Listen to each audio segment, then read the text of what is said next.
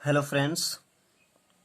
आज हम आपको बताएंगे बीमीय विश्लेषण, जो कक्षा 10, कक्षा 11, कक्षा 12 तीनों क्लास के लिए महत्वपूर्ण है।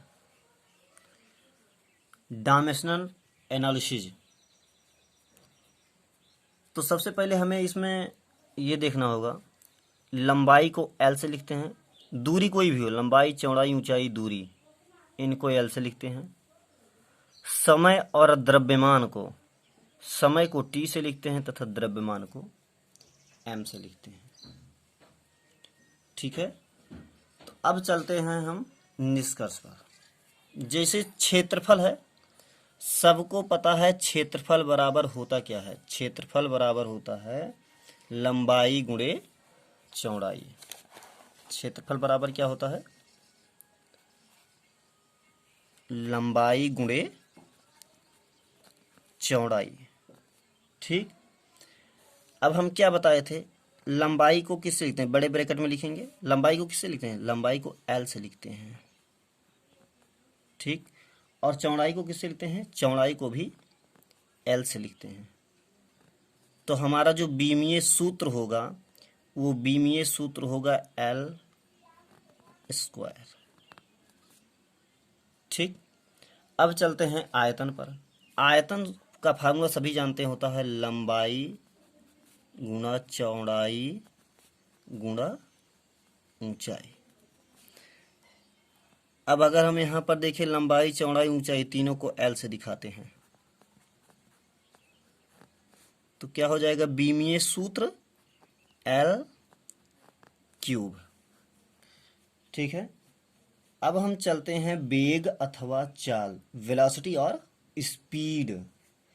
तो चाल बराबर क्या होता है? वेग बराबर होता है विस्थापन बटा समय, और चाल बराबर क्या होता है? दूरी बटा समय। ठीक ना? तो विस्थापन हो या दूरी हो, दोनों को एल से दिखाते हैं। विस्थापन हो या दूरी हो, दोनों को एल से दिखाते हैं। तो वेग बराबर क्या होता है? विस्थापन बटा समय। और चाल की बात करें तो दूरी बटा समय। तो दूरी और विस्थापन दोनों को ही एल से दिखाते हैं। तो एल अपान टी। ठीक ना? एल अपान टी। अब क्या लिखेंगे? हम जानते हैं, क्या जानते हैं? अगर 1/टी लिखा है तो इसे क्या लिख सकते हैं? इसे लिख सकते हैं टी की पावर -1। तो ये हो जाएगा एल टी इनवर्स। ठीक, अब बात त्वरण की करते हैं। तो वैसे भी त्वरण की परिभाषा होती है, वेग परिवर्तन की दर को ही त्वरण कहते हैं। क्या वेग परिवर्तन, वेग परिवर्तन की दर, दर मतलब समय, वेग परिवर्तन की दर पर सेकंड जिसे बोलते हैं, को ही त्वरण बोलते हैं। अब वेग, बात हम वेग की करते हैं, तो वेग का फार्मूला तो हम निकाल चुके हैं। बीमीय सूत्र क्या होता है? L T inverse. अब अलग अलग, ठीक ना? एल टी इनवर्स, और इसका बीमीय सूत्र क्या? टी। तो ये भी जब टी ऊपर जाएगा तो क्या बनेगा? L T inverse. ठीक, अभी ये 1 है, और ये भी जाके कितना होगा? -1। तो -1 कितना? -2 होता है। अब हम बात बल की करते हैं। तो बल क्या होता है? द्रव्यमान गुणे त्वरण। F इक्वल टू क्या होता है? m/a। तो लिखेंगे द्रव्यमान और गुना क्या? त्वरण। तो अब यहां देखिए ध्यान से, द्रव्यमान को किससे शो करते हैं? द्रव्यमान को हम m से शो करते हैं। ठीक, और त्वरण, त्वरण हम निकाल चुके हैं कितना? L T inverse 2। तो कुल मिला के कितना हो जाएगा? m/L/T inverse 2। ठीक, अब हम बात कार्य की करते हैं। ठीक ना? कार्य की, किसी वस्तु पर बल लगाकर उसे बल की दिशा में ही विस्थापित कर देना ही कार्य कहलाता है।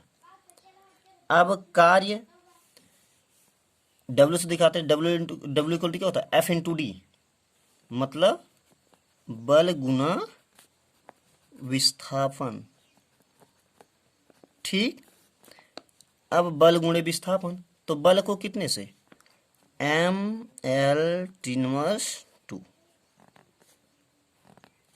और ये विस्थापन का क्या होता है, विस्थापन का होता है L।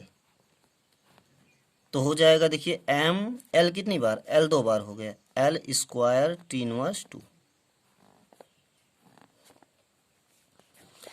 अब हम शक्ति की बात करते हैं, पावर। ठीक है, शक्ति P बराबर क्या होता है, W/T, मतलब कार्य बटा समय।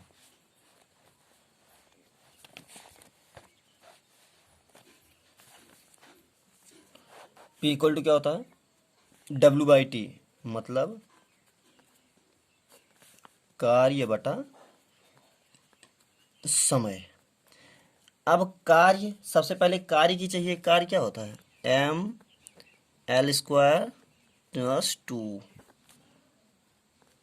ठीक, और ये समय का क्या होता है, समय का होता है T।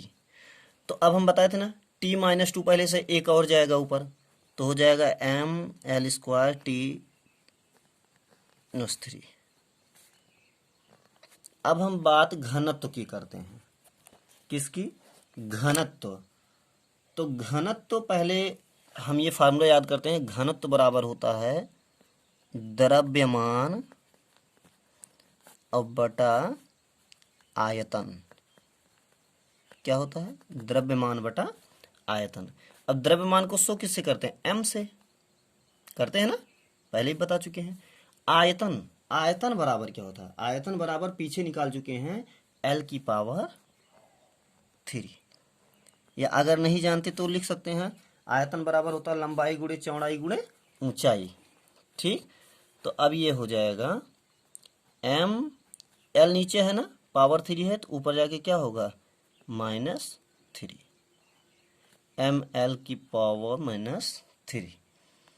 अब बात हम संवेग की करते हैं, किसकी, संवेग की। संवेग बराबर होता क्या है, संवेग बराबर होता है द्रव्यमान गुना वेग।